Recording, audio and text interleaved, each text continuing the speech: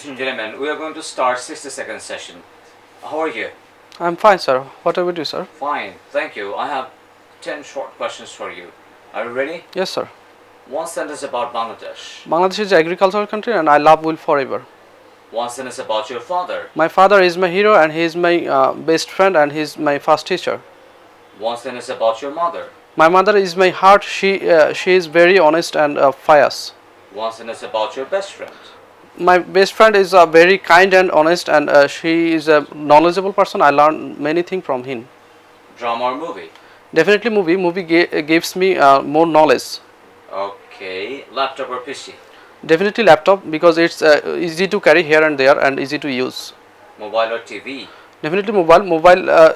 We use mobile for communicate with other person. Fast food or homemade food? Obviously homemade food because it's more hygienic and more healthy. Academic books or storybooks? Definitely storybooks. Storybooks make me happy and give me more knowledge. Excellent. Father or mother? Actually, it's difficult to say. I think both. Both are caring and cooperative and friendly. Thank you very much.